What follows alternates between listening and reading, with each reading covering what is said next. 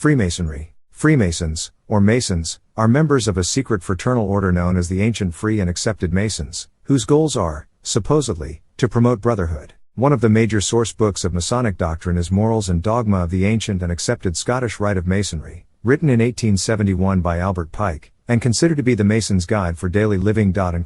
In it, he writes, Masonry is a search after light.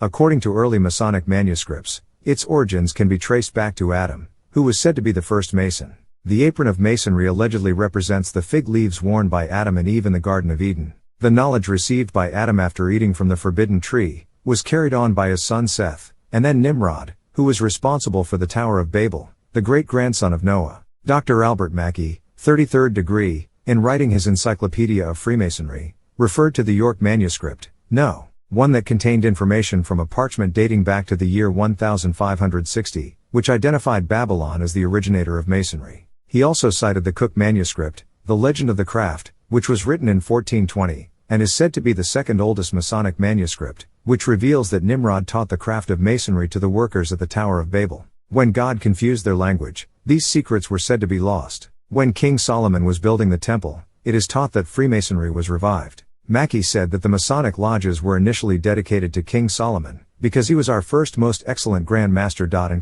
However, Martin L. Wagner revealed in an interpretation of Freemasonry that the name Solomon is not the Israelitish king. It is the name in form, but different in its meaning. It is a substitute, a composite, Solomon, the names of the sun in Latin, Indian, and Egyptian, and is designed to show the unity of several good ideas in the ancient religions, as well as with those of Freemasonry.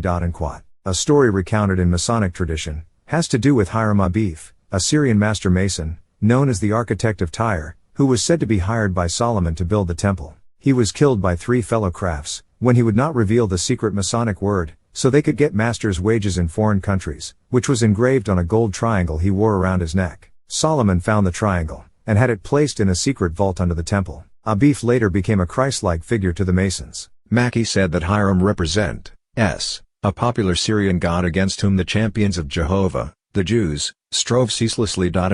Another Mason, Daniel Sickles, correlates him with an Egyptian god, and Pearson's Traditions of Freemasonry said that he actually represented all of the pagan sun gods, as does Mackey's Lexicon of Freemasonry. What this does, is to relate the message that it was the sun god who was the builder of the temple, which makes this temple symbolic, and not to be confused with the Jewish temple. Ike said in his Morals and Dogma, that the Temple of Solomon presented a symbolic image of the universe, and resembled, in its arrangements and furniture, all the temples of the ancient nations that practiced the mysteries. In ancient Greece, there were organized groups, or guilds, like our unions, such as the Dionysiacs, and in Rome, the Collegium Muriorum, who built the temples and stadiums. These groups, who were the forerunners of the Masons, were the draftsmen, builders, carpenters, and craftsmen who erected the huge cathedrals, castles, abbeys and churches during the Middle Ages. Because they lodged or lived together during the construction, this is where the term Masonic Lodge was originated. The first Grand Lodge of England met at York in 926, where they adopted hand signs and passwords to identify themselves. Their workplace, or lodges, was where their initiations, rites, rituals and ceremonies took place. Within their inner circles, witchcraft was practiced. In the 13th century, they formed an association, headquartered at Cologne, with lodges at Strasbourg, Vienna, and Zurich. They called themselves Freemasons, and had ceremonies for initiation. Near the end of the 16th century, people who weren't builders were admitted into the fraternity, and were called accepted Masons. They were usually distinguished members of the community, or in short, a source of funding. Becoming more symbolic, the working Masons and builders eventually quit, as did the accepted Masons, who had become disappointed at what the organization really was.